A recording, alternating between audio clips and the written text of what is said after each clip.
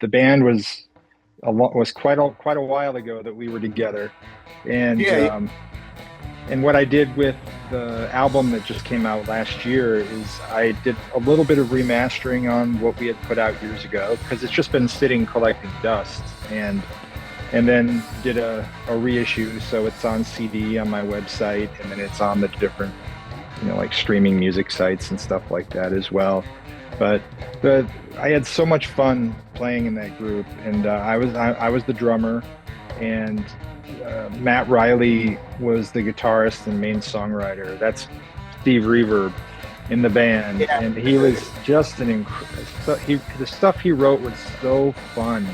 I've never had as much fun playing with the band as I did with Reverb. I mean, every night it was just an adventure, and so rowdy. All the songs are like 2 minutes long or less, and we just had a hell of a time every time we went out. So I miss it dearly, and I kind of wanted to celebrate that in a way by doing a reissue of that album.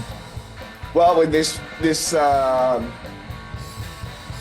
when this interview comes out, maybe you can say, "Hey, look, people are talking about it."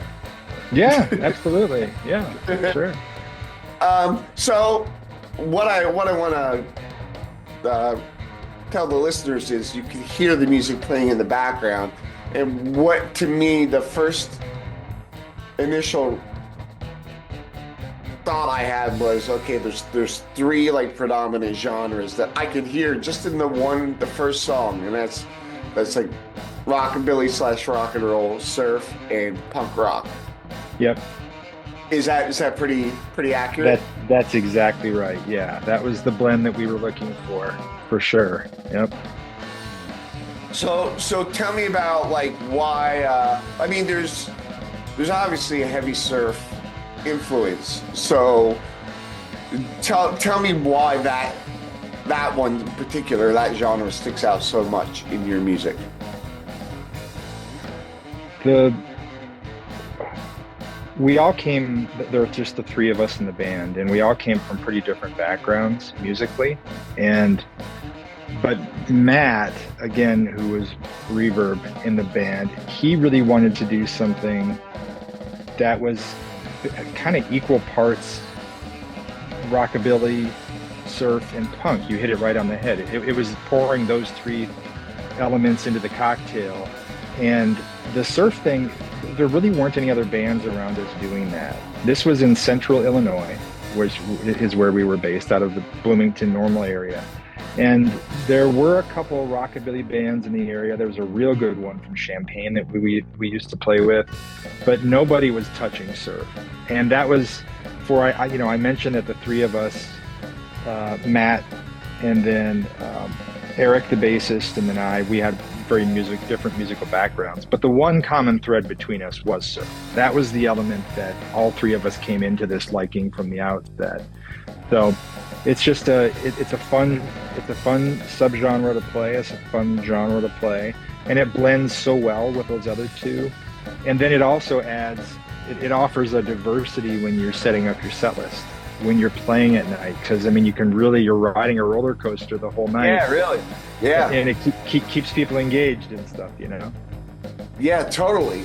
And I say this probably every other interview, that the band All is my all-time favorite band, and I hear elements of Stephen Edgerton's playing and / Greg Ginn from Black Flag.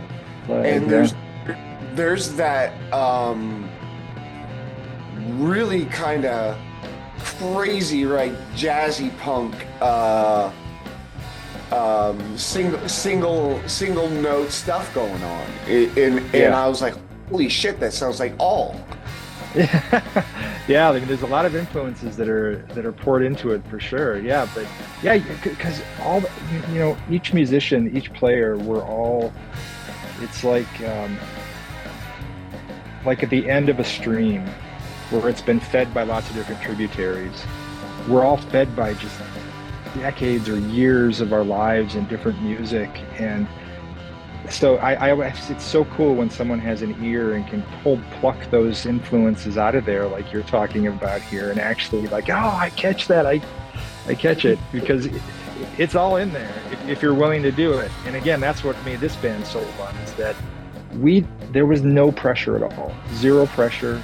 We had no goals. We recorded this one thing, and we played a whole bunch of shows. We got to play with some great bands, and most often as an opener, which was great. But we just were trundling around Illinois, playing in these little dive bars with rockabilly bands and stuff, and it was so fun. Yeah. A great time of my life.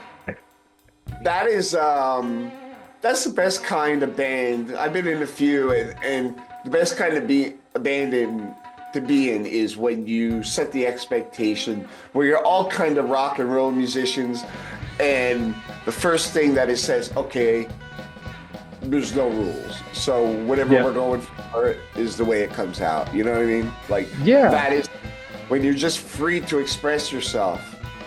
Yeah. Yeah, and I've been in a couple settings where there was a long time I was in this Dixieland brass band, and I played bass drum, like a New Orleans street band thing. And we would do outdoor events and jazz festivals, and we wandered around and had like the taxi cab driver hats. So it looked really organized. It looked like, man, these guys have got their shit together. But really, none of us, there wasn't a single ounce of worry or stress associated with any of that. So I always compare Reverb and the Dixieland band and say that these are the two most stress-free, enjoyable, rewarding experiences as a player, because then you genuinely are bonding with the people around you musically. You're not preoccupied with a bunch of other bullshit. You're just vibing with the people that are playing with you, and that's an awesome thing. Yeah, totally. What did you, it sounds to me that there just wasn't a whole lot of discussion. You just wrote songs and played. And, it was more like a feel than it was of a spoken communication.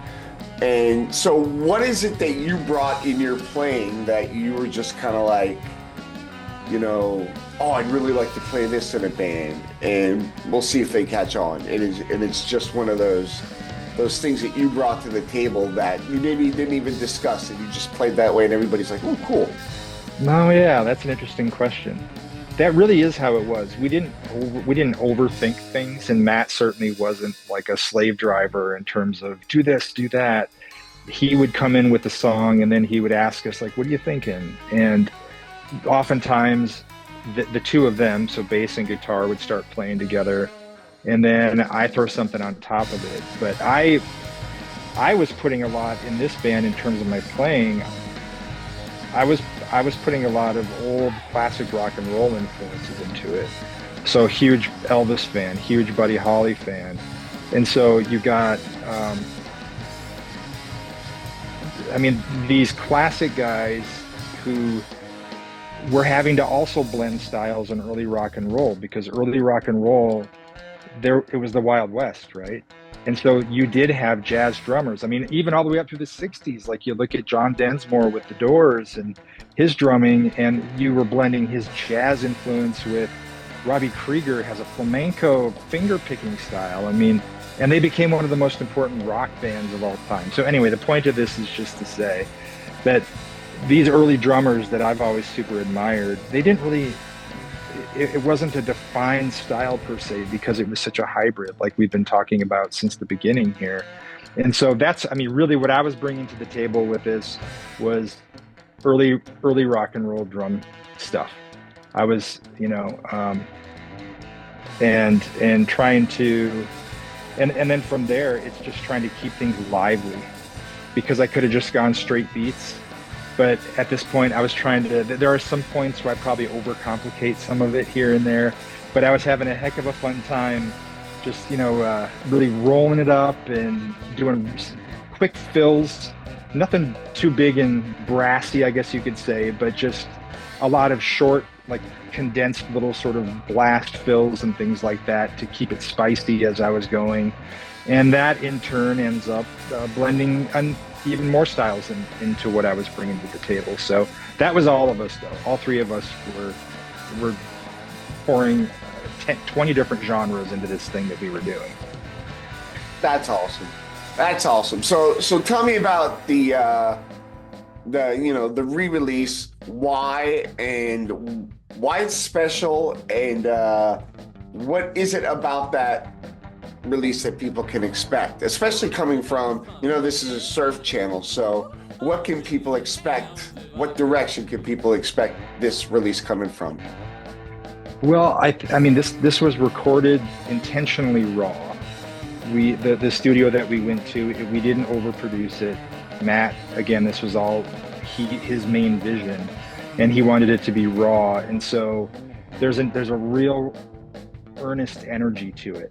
It's not going to sound overproduced. Like there are some surf groups like the Aqua Velvets and some that are real densely layered with production elements, and it is wonderful for what it is. That was not what we were doing at all. You mentioned punk earlier, and that punk aesthetic is what we brought to the recording. So this is more like going to a live show. It has the energy of a live show, I think, and all the songs are pretty short, so you're hustling through from one to the next, but there's a diversity there, so you're not just stuck in one thing the whole time. And so I think people, surf fans, you're going to pick out a lot of influences in there. Dick Dale, you're going to hear, oh man, we don't really do any covers or anything. It's all originals, but the influences ran the spectrum in terms of generations of surf music. So from the very beginning, we didn't want it just to sound one way in terms of the surf stuff. So in other words, I'm saying that because I mentioned Dick Dale a moment ago. There's not a lot of fast picking guitar pyrotechnics like what Dick was capable of, but his tone and some of his more laid back styling that he played with, I think is very present here. So I think there's a lot for surf fans to get into, even the songs that aren't as surfy, that are a little more rockabilly. I think there's a lot for everybody to sort of chew on with it. Very cool. Very cool. Is there a message you'd like to leave the viewers with? Is there what? I'm sorry, you cut out for a moment. Oh, I'm sorry. Is there a message you'd like to leave the viewers with? Because of this release, you've had some intention, about the release. I just want to know what you'd like to say, other than just putting the record out. Like, what is it you'd like to say to people that are going to watch this interview? Yeah, I would say thank you for your openness. Well, first of all, thank you for the channel and for focusing on this music, because surf is one of those genres that doesn't get a lot of love. It never really has. It hasn't really had the kind of great commercial celebration that so many others have. And so it's vital that voices like yours are out there carrying the torch. And so I really appreciate that. In terms of the album, I just love playing with these guys, and I miss them dearly. And this is a tribute to the trio and the energy and the fun that we had back in the day. And there was no intentions of it selling big numbers on the re-release. I honestly wanted to press it and then send my friends some copies. A few record stores have picked them up. And then if somebody, I'll give them away as freebies with some other stuff from my website or whatever sometimes too. Just like, hey, check this out. This is a fun thing, keeping the pressure away from it on this end, just like we did when we were playing and recording it. So I would just say to everyone watching, I hope you might check it out. It is on Spotify, on my site, justinbeahm.com. You can order copies through there, and I think I have free shipping on that. And that's a physical CD and like a little slip sleeve. It looks like a vinyl kind of packaging for it, which is really fun. But yeah, I hope you give it a listen, and I hope you enjoy. And I hope if you're out there playing that you keep on doing your thing, because music is the greatest thing in the world, and it's the best language, and it's the one we all speak. Awesome. Well, thank you so much. I do want to say to the viewer, there's going to be a link to the camp. So just and listen to Steve Reverb. So thank you so much for coming on the show. Yeah, thanks for having me on, man. Appreciate it.